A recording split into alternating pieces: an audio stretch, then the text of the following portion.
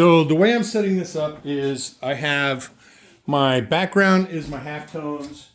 My foreground is going to be mostly my darks.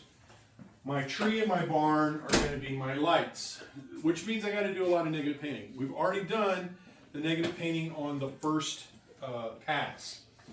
So the next pass would be I'm gonna start doing some of the darks, and actually probably start on the barn and put in some of the, because the barn just needs its detail work, and then I can paint the shadows over the top of it. So I'm gonna do the barn first, and really this is kind of unusual because this is the one time where I'm probably gonna pull out a little bit smaller brush and do some detail work before the end of the painting. Usually I save all the detail work till the very end, but in this case, it's better, easier if we do it right now.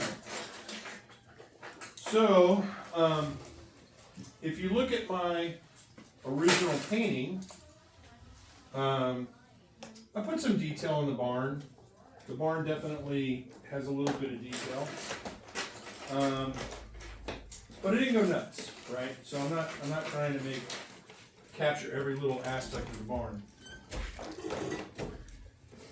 So I'm going to leave the reference picture from my painting up here, and I'm going to flip the TV back over to what I am doing so you can see. Sometimes just stand a little closer, Vinny. That helps. That's all it takes. Just takes a little bit closer. Okay. So the first wash was a very wet wash where I went in and dropped in some blues, greens, some reds, some burnt sienna. That was basically my background. You'll notice that it looks a little cloudy in here, and that's because after it dried a little bit, just like I did in my reference picture, I went in and picked it up, right? So that gives it the feeling of being foggy. Now I will probably come in and add a little bit more darks in here because I want the barn to stand out. And the only way the barn's going to stand out is if the background's darker, right? So if the barn is a light color, then the background needs to be darker. But in this case, I'm going to come in here and I'm going to do a little bit of the brushwork that I need to do on the barn to get it going. And I'm going to do it with mainly neutral tint and burnt sienna.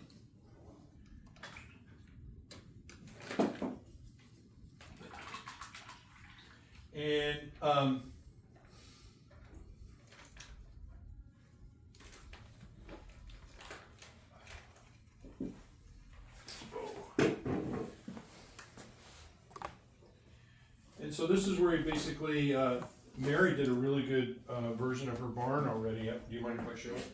That one I think might be better. I don't know if you can see which one. So somebody else did one too, I think. It was really good. But this is Mary's version of her barn. Wow. And did really well. I know, I'm like, why should I bother? And It's gorgeous.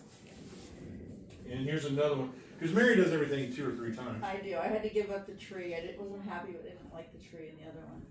So I decided to do a different Going with background. a different background. A different background. And no shadows. And no shadows because no tree. So we're going to try it a different way. So I'm going to come in here and again I'm putting in the darks. So I'm going to start off with a little bit of the shade right here on the barn itself. And there's some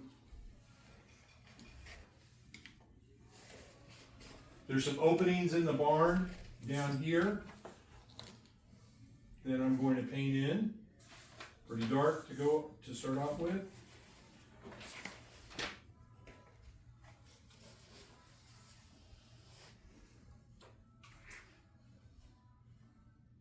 And it's got to stand out against the background, so it needs to be pretty dark.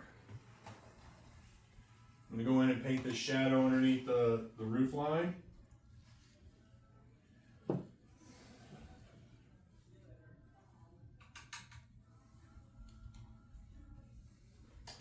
And now I'm going to do the individual slats in the wood I'm doing the shadow under each one of those. So you're just leaving the barn color of the paper? Pretty much. Pretty much.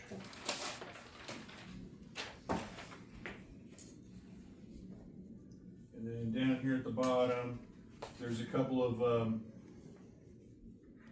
broken slats that show through. And you're using burnt sienna and what other color? This is burnt sienna and neutral tint. Your TV went off. Some choices in this painting where I made the barn bigger in my painting than it was in this composition than it was in the photo. So I made a lot of choices here where I changed the tree a little bit. I definitely changed some of the composition to emphasize the things that I wanted to emphasize. So I'm real carefully going in here and putting in the darkest shadows of the barn on this side, and kind of like so. And I'm going to do a little bit of burnt sienna in here to help pull out some of the, and a little burnt sienna, a little bit of ultramarine blue right in here, because we want this to be kind of a cool shadow.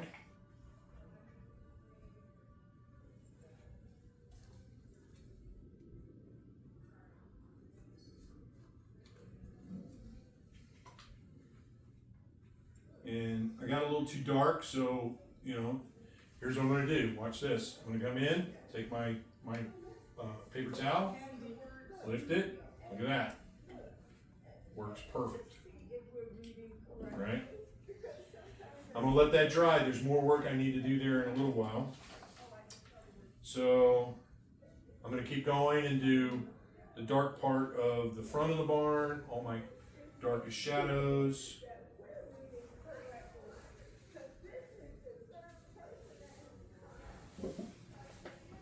And I'm just putting in some of the slats. I don't know what you call them. Slats is my technical term for the boards, the gaps in the boards. But I am painting deliberately, being careful to kind of get the details right. I want it to look, and all these shadows really matter for like where is the sun, what's the intensity of the sun. How is the light playing on the barn?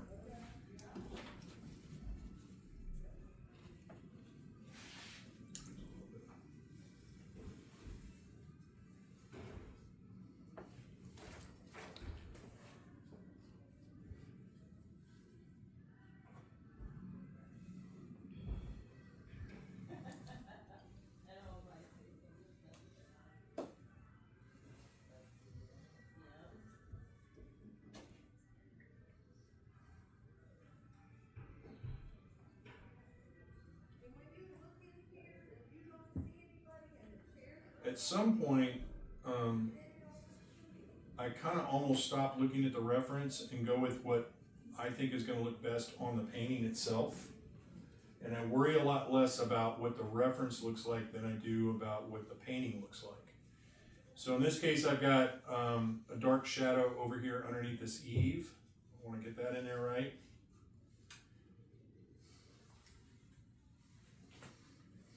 And I've got a little bit of there's a little bit of a siding issue here where I want to save this. And so I'm going to do a little lifting real quick because I want to save this highlight. So this little eave right here is kind of important. And right now it's kind of got a little dark spot on it. So I'm going to come in and just lift it up. And I'm going to let that dry for a minute, but I'll come back in and put that shadow on in just a second. I want it to dry before I go back at it. Now I'm going to come in and put this shadow in, that in there.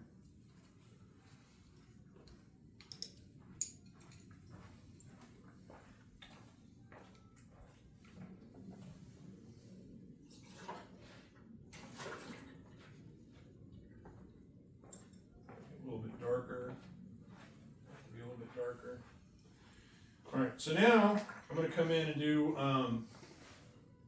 just a little bit of burnt sienna over the top of it to kind of give it a little bit of more of a wood look. Knock back some of the white. Not going to do that on the front of the barn, just want it on the side. Because this side would be a little less bright than the front side.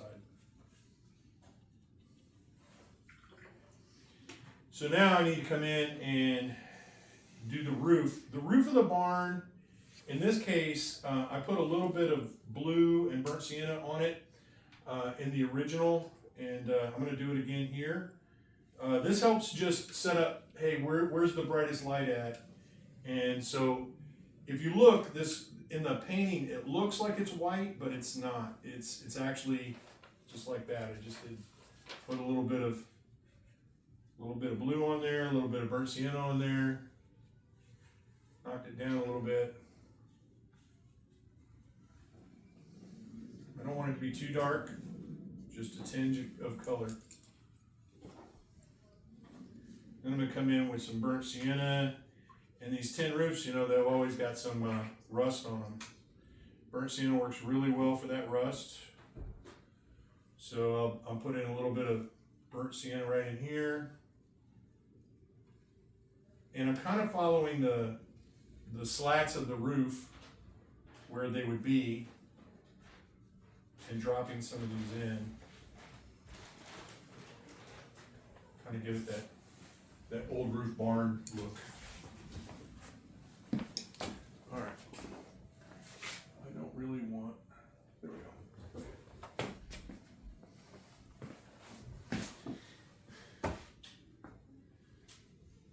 So this side over here, I let the shadow drop a little too far. So I'm going to come in and lift this over here a little bit so I can get my roof line back to where it was. So I'm just going to pick that up, rinse it again, do a little more lifting, pick that up, do a little more lifting. Probably all I'm going to get out of that. But you can see in my current painting, my background is not as dark as in my original painting. So when I'm done with the barn, I'll go in and darken up the background of this painting, and it'll help pop the barn out more.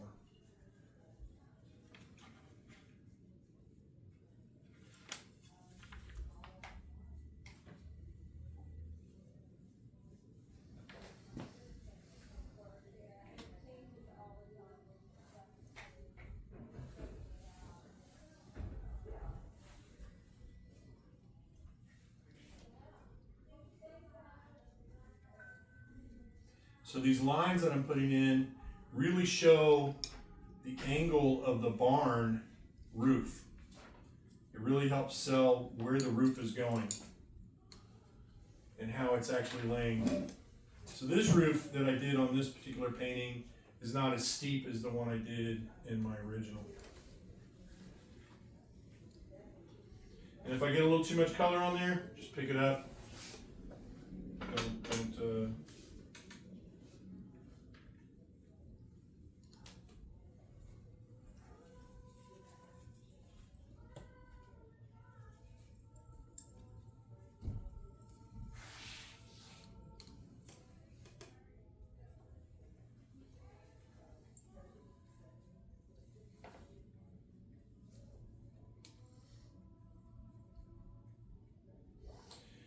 All right, so I'm gonna let all that dry. It's a pretty good start on my barn. So there's a couple of different options on the tree that I can start with right now. And what I'm probably gonna do is I'm gonna work on the halftones in my tree. And this is where we're working on what would be considered form shadows, because in the past I've called them contour shadows. But the form shadows of the tree, this is gonna sell the tree as a tree trunk, as a cylinder, right? And so if you look at it close up, what you'll see is the tree trunk is round. It looks like a cylinder. It looks more round, right? You know, remember this. If I'm going to paint a cylinder, then I need to make sure. Look at the cylinder. How one side is going to be very dark in a really narrow strip, and then it's going to have some gradation, but it's going to be like 3/4 of it is going to be a gradation going this way. So, so where is the darkest part of the shadow? Well, it's only on this little sliver right here. Same thing for my tree. If I look at my tree, the darkest part, the light's coming from this direction, so the darkest part is going to be on this side. And so we want to make shadow. And the very first thing I want to do is I want to make the halftones. So I'm going to do my darkest darks last. Right now I'm going to do the halftones. And in this case, I'm going to kind of stick with the same mixture, the same colors I've been using, ultramarine blue, burnt sienna. I could pull in a couple of other colors if I wanted to. I could pull in some umber, some burnt umber. Might pull in just a little tiny bit of red. And that will give me, so this is not what I did in the original. What I did in the original was all gray. If you look at the original picture, a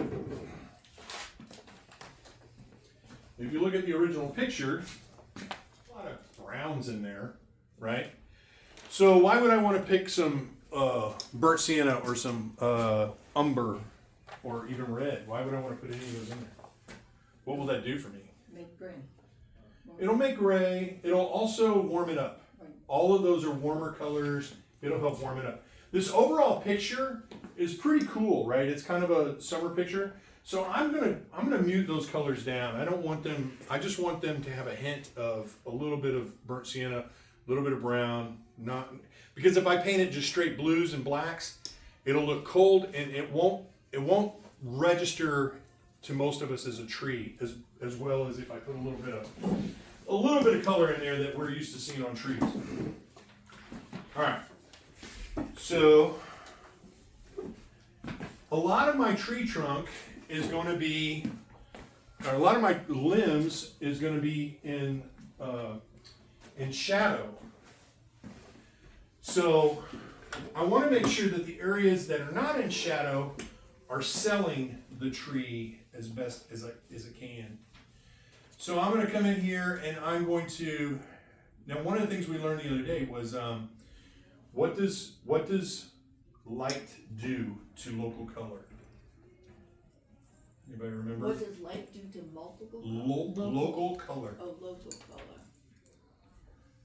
Don't remember. So light on local color washes it out. So the more light, the brighter the light, the less the local color it'll burn it right out. You won't even notice it. So on this side of the painting, where the light is hitting it the strongest, I'm going to leave it almost white. Not going to put a lot of color in it. I'm going to put a little bit of just indications of some color on it, where it's going to get closest to where the shadow side of the tree is going to be. And all of this on this side will be the shadow side of the tree.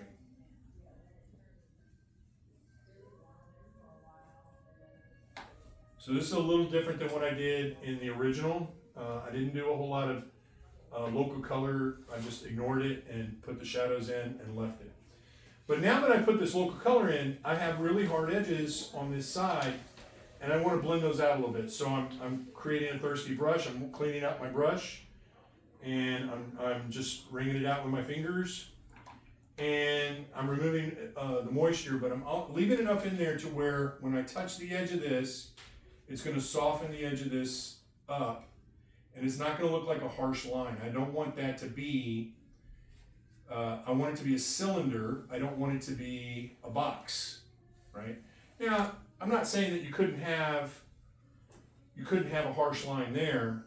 I'm just saying we want a mixture. We want to break some of that up. We don't want it all looking really harsh. And there's areas, the thing about this tree is there's areas where these limbs are just going all kinds of different directions and they're casting shadows on each other.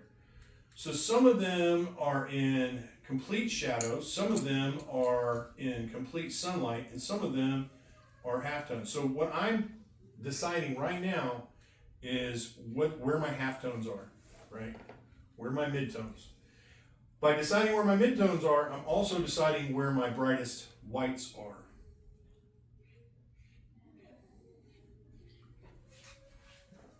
Now, another thing I'm going to do at this point is I'm going to go in here, and this tree has a lot of moss on it. And I'm going to indicate that. I'm going to come in and drop in some greens into the tree limb. And the moss hangs off of the tree. It's not just like all in, it's on the surface, so it wraps around it. So on one side, it will look green, but on the other side, what's it going to look like? Dark. Black, almost black, yeah. So what greens are you going for? Greens are weird. So in this case, I'm using a green that I use a lot. This is Daniel Smith. Don't want to tell you the wrong Is thing. that pearl? Yeah, this is a genuine color, so it's a little bit different. I started using this a while back and I really fell in love with it. I like this green because it can be pushed one way to make it warmer and it can be pushed another way to make it cooler. So it's I like the way it paints, but you could have sap green. Sap green works great. This is serpentine genuine. Who was asking? Well, Kathy, here you go. That's it. thank you. Serpentine genuine. So now I'm going in and I'm dropping in some of this green where the moss is. Some of this is going to be, later it will be, I'm going to add even more shadow to it. But for now, I'm going in and dropping it in. Just, it's part of my halftones. So anywhere where there might be a green color on this tree, I'm dropping it in now.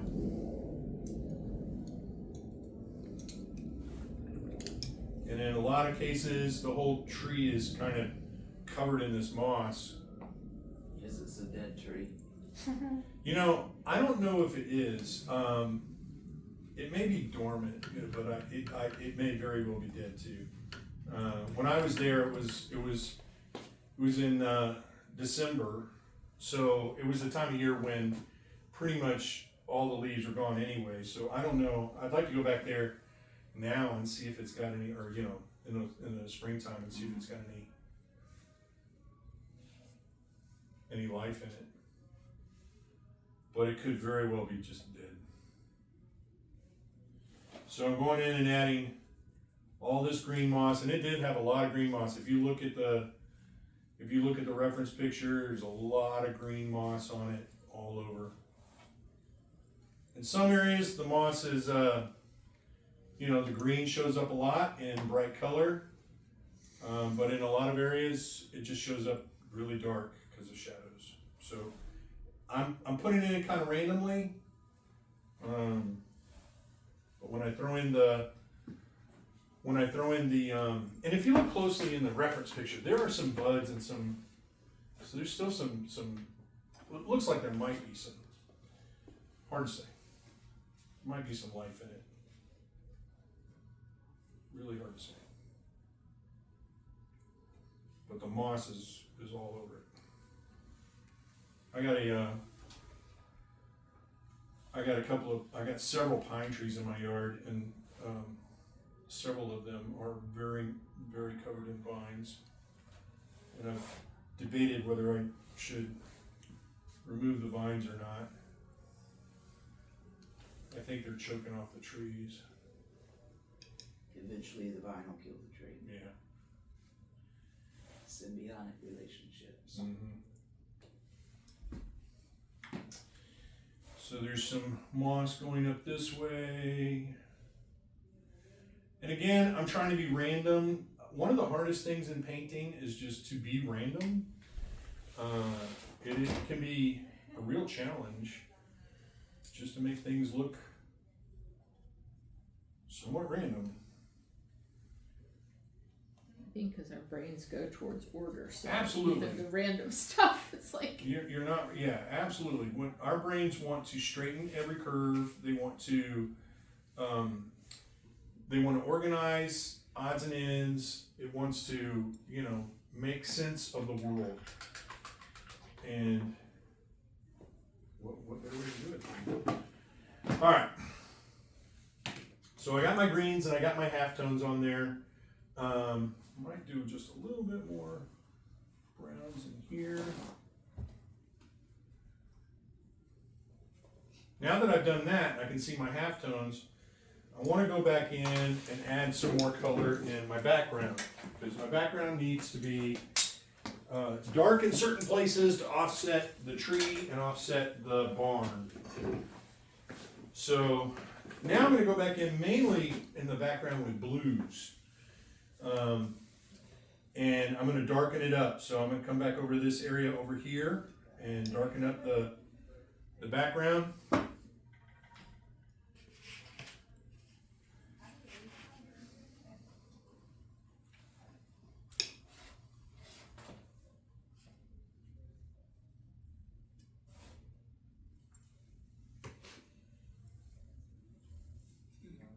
And I'm using all these beautiful leftover grays and whatnot on my palette. But as I get this background kind of up to the value level I need it to be at, it sets the barn off even more.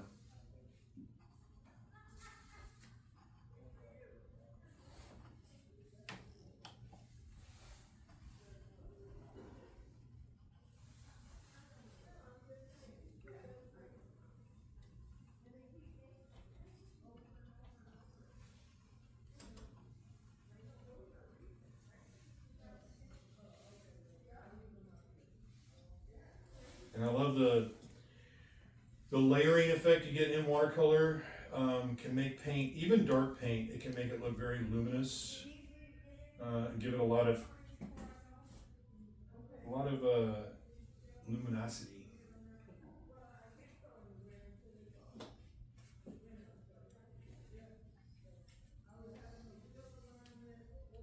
So as I come over, in the original I used some burnt sienna in here. We'll throw some burnt sienna in, warm it up a little bit. This painting needs a little warmth in some areas. So we'll come in and throw a little bit of that in there.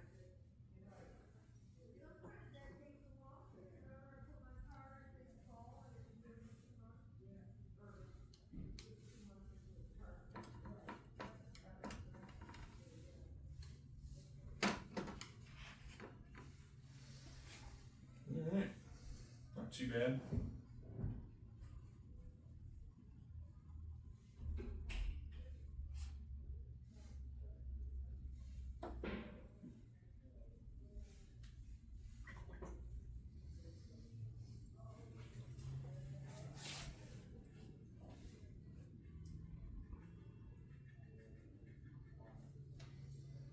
So now I'm kind of going in and suggesting some, when you have thousands of limbs together, it doesn't look like leaves on a tree, like a solid canopy, but it can create an effect where it looks more like a solid mass back there. But instead of trying to go and just indicate all these thousands of limbs, just indicating them with some grays.